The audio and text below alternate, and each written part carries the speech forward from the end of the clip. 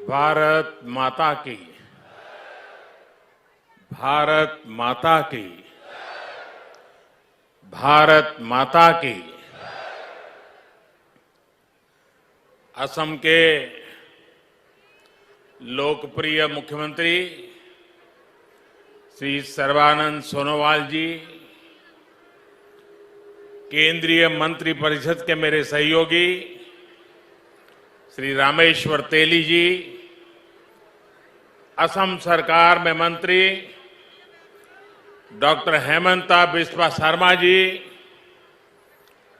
भाई अतुल बोरा जी,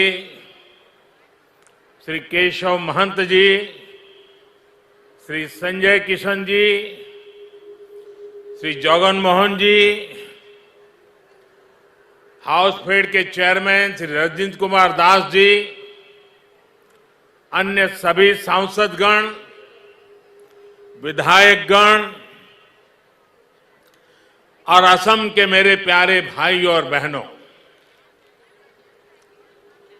मोई अखोम बाखिक इंग्राजी नब बरखा अरु बुघाली बिहोर अंतरिक्ष शुभेच्छा जोने से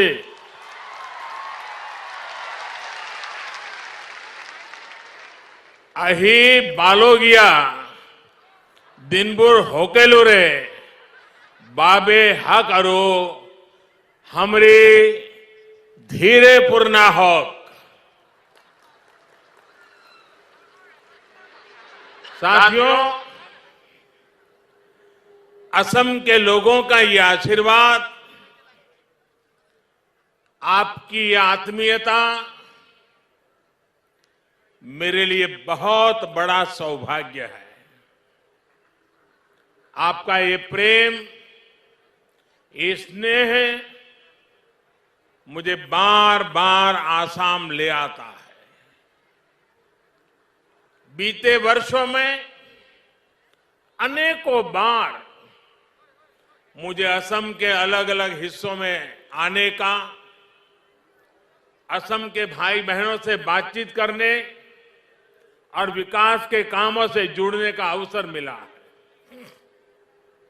पिछले वर्ष मैं कोकराझार में ऐतिहासिक बोडो समझौते के बाद जो उत्सव हुआ उसमें शामिल हुआ था। अब इस बार असम के मूल निवासियों के स्वाभिमान और सुरक्षा से जुड़े इतने बड़े आयोजन में मैं आपकी खुशियों में शामिल होने आया हूं। आज असम की हमारी सरकार ने आपके जीवन की बहुत बड़ी चिंता दूर करने का काम किया है। 1 लाख से ज्यादा मूल निवासी परिवारों को भूमि के स्वामित्व का अधिकार मिलने से आपके जीवन की एक बहुत बड़ी चिंता अब दूर हो गई है। भाइयों और बहनों, आज के दिन स्वाभिमान, स्वाधीनता और सुरक्षा के तीनों प्रतीकों का भी एक प्रकार से समागम हो रहा है। पहला, आज असम की मिट्टी से प्यार करने वाले मूल निवासियों के अपनी जमीन से जुड़ाव को कानूनी संरक्षण दिया गया। दूसरा, ये काम ऐतिहासिक शिवसागर में जयरंगा पठार की धरती पर हो रहा है। ये भूमि असम के भविष्य के लिए सर्वोच्च त्याग करने वाली महासती जयमती की बलिदान भूमि है। मैं उनके अदम्य साहस को और इस भूमि को आदरपूर्वक नमन करता हूं। शिव सागर के इसी महत्व को देखते हुए इसे देश की 5 सबसे आइकॉनिक आर्कियोलॉजिकल साइट्स में शामिल करने के लिए सरकार जरूरी कदम उठा रही है। भाइयों और बहनों, आज ही देश हम सबके प्रिय, हम सबके श्रद्धेय नेताजी सुभाष चंद्र बोस की 125वीं जन्म जयंती मना रहा है। देश ने अब तय किया है कि इस दिन की पहचान अब पराक्रम दिवस के रूप में होगी। मां भारती के स्वाभिमान और स्वतंत्रता के लिए नेताजी का स्मरण आज भी हमें प्रेरणा देता है। आज पराक्रम दिवस पर पूरे देश में अनेक कार्यक्रम भी शुरू हो रहे हैं। इसलिए एक तरह से आज का दिन उम्मीदों के पूरा होने के साथ ही हमारे राष्ट्रीय संकल्पों की सिद्धि के लिए प्रेरणा लेने का भी अवसर है। साथियों, हम सभी एक ऐसी संस्कृति के ध्वजवाहक हैं जहां हमारी धरती, हमारी जमीन सिर्फ घास, मिट्टी, पत्थर के रूप में नहीं देखी जाती। धरती हमारे लिए माता का रूप है। असम की महान संतान भारत रत्न भूपेन हजारिका ने कहा था, ओ मोर धरित्री आई, ओ मोर धरित्री आई, चोरो नोटे डीबा थाई, खोतियो कोर निस्तार नाई, माटी बीने ओहो हाई। यानी है धरती माता, मुझे अपने चरणों में जगह दीजिए। आपके बिना खेती करने वाला क्या करेगा? मिट्टी के बिना वो असहाय होगा। साथियों, ये दुखद है कि आजादी के इतने वर्षों बाद भी असम में लाखों ऐसे परिवार रहे जिन्हें किसी न किसी वजह से अपनी जमीन पर कानूनी अधिकार नहीं मिल पाया।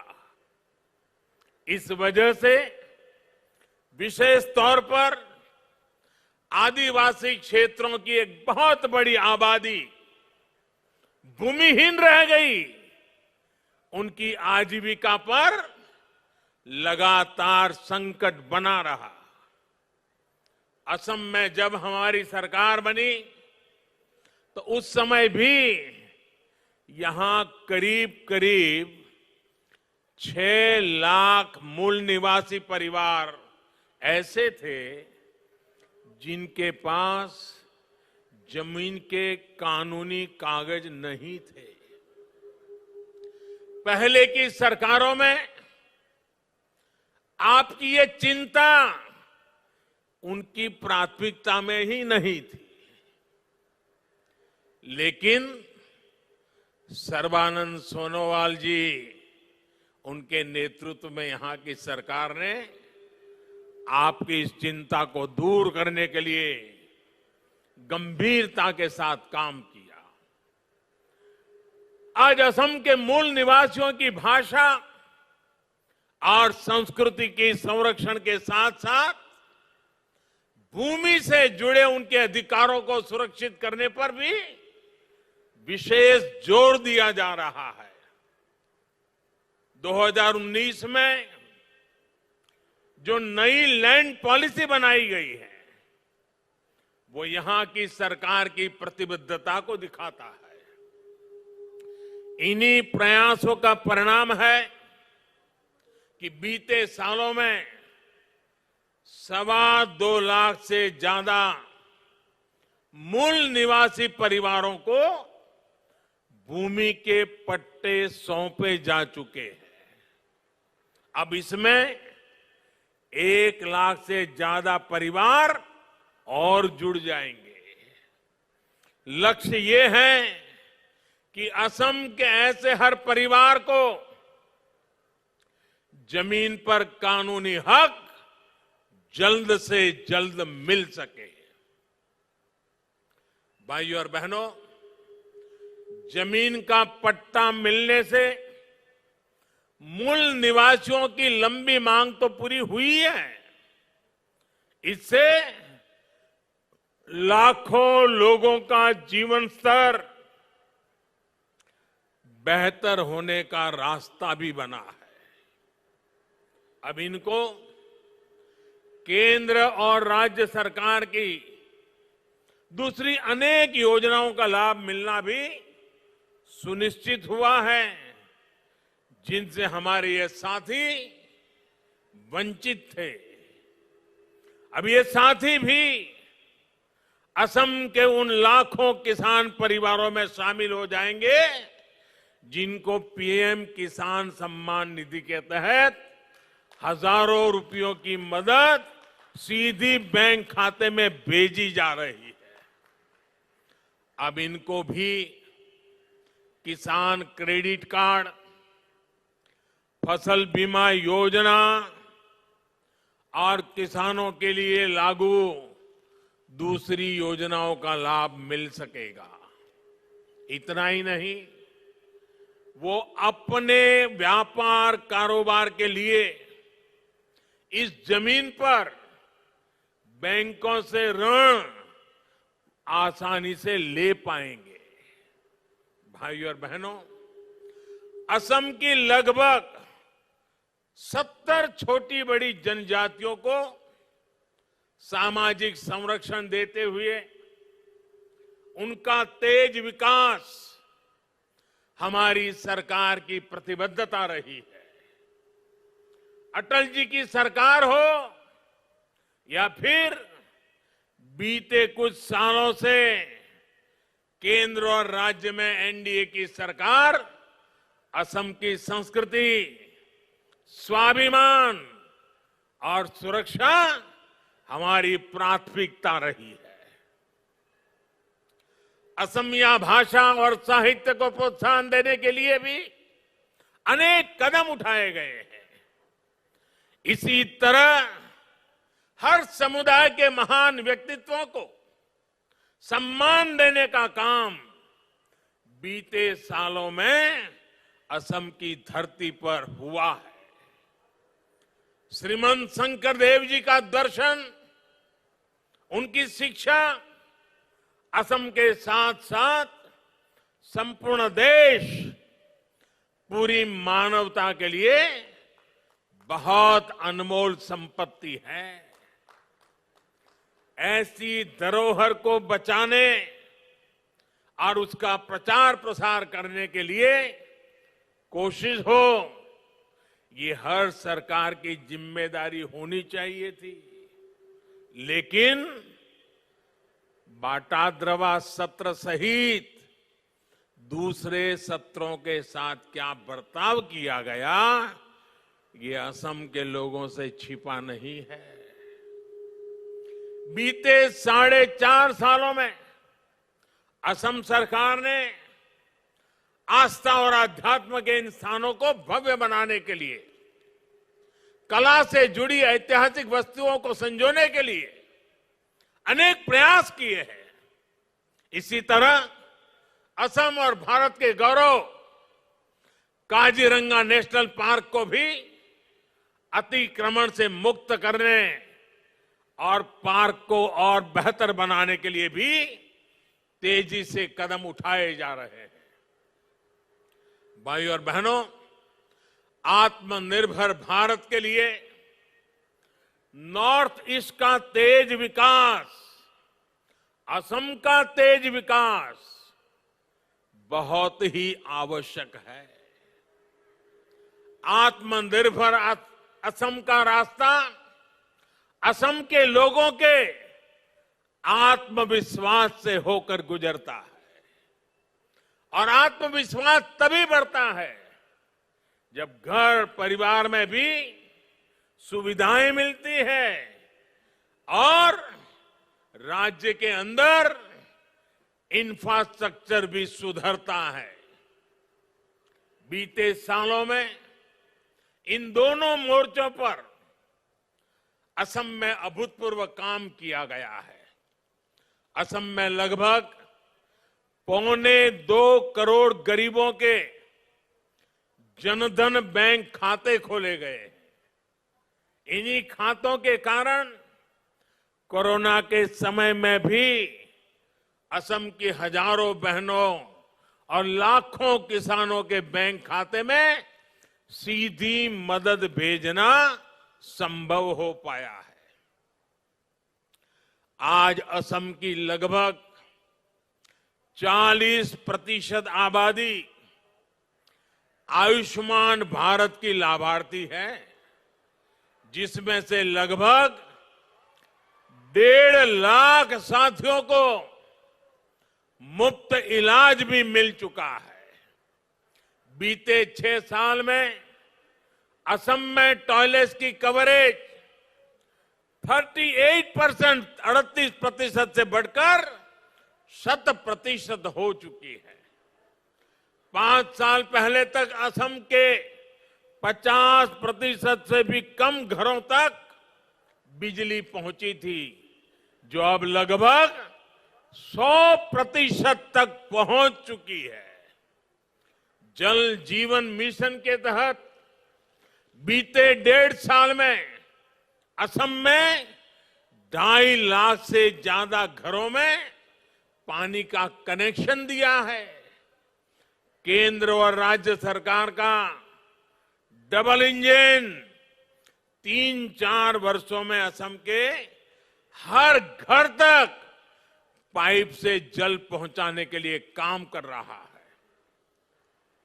भाइयों और बहनों, ये जितनी भी सुविधाएं हैं, इनका लाभ सबसे ज्यादा हमारी बहनों बेटियों को ही होता है। असम की बहनों बेटियों को बहुत बड़ा लाभ उज्ज्वला योजना से भी हुआ है। आज असम की करीब 35 लाख गरीब बहनों की रसोई में उज्ज्वला का गैस कनेक्शन है।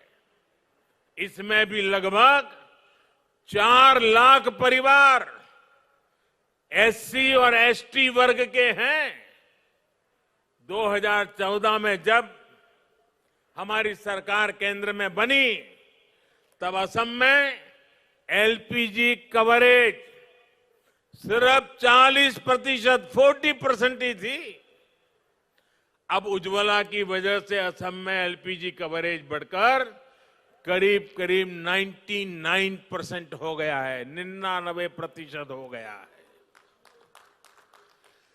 असम के दूर दराज वाले इलाकों में गैस पहुंचने में दिक्कत ना हो, इसके लिए सरकार ने डिस्ट्रीब्यूटर्स की संख्या को भी काफी बढ़ाया है। 2014 में असम में 330 एलपीजी गैस डिस्ट्रीब्यूटर थे। अब आज इनकी संख्या 575 से भी ज्यादा हो गई है। हमने देखा है कि कैसे उज्ज्वला ने कोरोना के समय में भी लोगों की मदद की है। इस दौरान असम में 50 लाख से ज्यादा मुफ्त गैस सिलेंडर उज्ज्वला के लाभार्थियों को दिए गए हैं। यानी उज्ज्वला योजना से असम की बहनों का जीवन भी आसान हुआ है और इसके लिए जो सैकड़ों नए डिस्ट्रीब्यूशन सेंटर बने हैं, उससे अनेक युवाओं को रोजगार भी मिल रहा है। साथियों, सबका साथ, सबका विकास, सबका विश्वास, इस मंत्र पर चल रही हमारी सरकार असम के हर हिस्से में हर वर्ग को तेजी से विकास का लाभ पहुंचाने में जुटी है। पहले की नीतियों के कारण चाय जनजाति की क्या स्थिति हो गई थी, ये मुझसे ज्यादा आप लोग जानते हैं। अब चाय जनजाति को घर और शौचालय जैसी मूल सुविधाओं से जोड़ा जा रहा है। चाय जनजाति के अनेक परिवारों को भी जमीन का कानूनी अधिकार मिला है। चाय जनजाति के बच्चों की शिक्षा, स्वास्थ्य और रोजगार की सुविधाओं पर ध्यान दिया जा रहा है। पहली बार उनको बैंक की सुविधाओं से जोड़ा गया है। अब इन परिवारों को भी सरकार की अलग अलग योजनाओं का लाभ सीधे बैंक खाते में मिल पा रहा है। श्रमिक नेता संतोष टोपनो सहित चाय जनजाति के दूसरे बड़े नेताओं की प्रतिमाएं स्थापित करके राज्य सरकार ने चाय राजनीति के योगदान को सम्मान दिया है। चाय जनजाति के सम्मान दिया है। साथियों, असम के हर क्षेत्र की, हर जनजाति को साथ लेकर चलने की इसी नीति से आज असम शांति और प्रगति के मार्ग पर चल पड़ा है।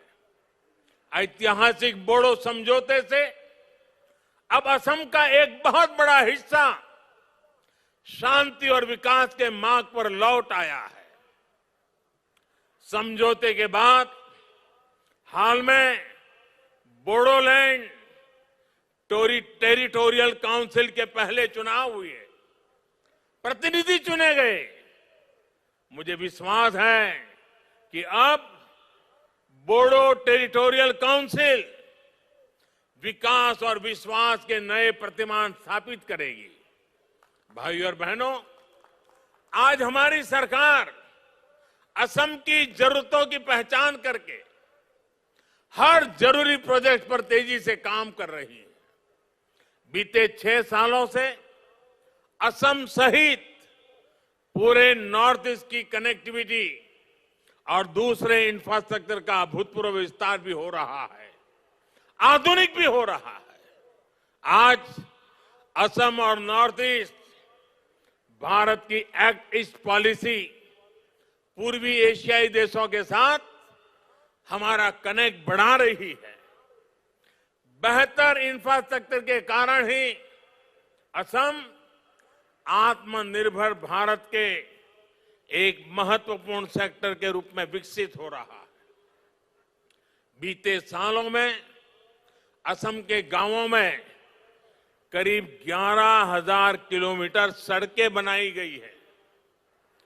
डॉक्टर भूपेन हजारिका सेतु हो, बोगीबिल ब्रिज हो, सराय घाट ब्रिज हो, ऐसे अनेक ब्रिज जो बन चुके हैं या बन रहे हैं, इनसे असम की कनेक्टिविटी सशक्त हुई है। अब नॉर्थ ईस्ट और असम के लोगों को आने जाने के लिए लंबे मार्ग से और जीवन को खतरे में डालने की मजबूरी से मुक्ति मिल रही है।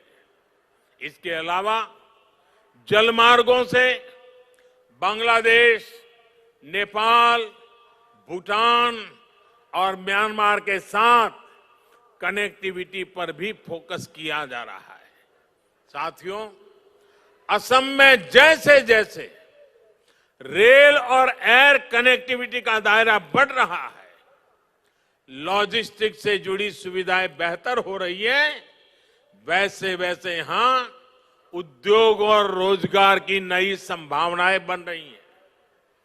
लोकप्रिय गोपीनाथ बोरदोलोई इंटरनेशनल एयरपोर्ट में आधुनिक टर्मिनल और कस्टम क्लियरेंस सेंटर का निर्माण हो, कोकराझार में रूपसी एयरपोर्ट का आधुनिकीकरण हो, बोंगई गांव में मल्टी मॉडल लॉजिस्टिक हब का निर्माण हो, ऐसी सुविधाओं से ही असम में औद्योगिक विकास को नया बल मिलने वाला है। भाइयों और बहनों, आज जब देश गैस बेस्ड इकोनॉमी की तरफ तेजी से आगे बढ़ रहा है, तो असम भी इस अभियान का एक अहम साझीदार है। असम में तेल और गैस से जुड़े इंफ्रास्ट्रक्चर पर बीते वर्षों में 40,000 करोड़ रुपए से अधिक का निवेश किया गया है। गुवाहाटी बरौनी गैस पाइपलाइन से नॉर्थ ईस्ट और पूर्वी भारत की गैस कनेक्टिविटी मजबूत होने वाली है और असम में रोजगार के नए अवसर बनने वाले हैं। नुमालीगढ़ रिफाइनरी का विस्तारीकरण करने के साथ साथ वहां अब बायो रिफाइनरी की सुविधा भी जोड़ी गई है। इससे तेल और गैस के साथ साथ असम इथेनॉल जैसा बायोफ्यूल बनाने वाला देश का मुख्य राज्य बनने वाला है।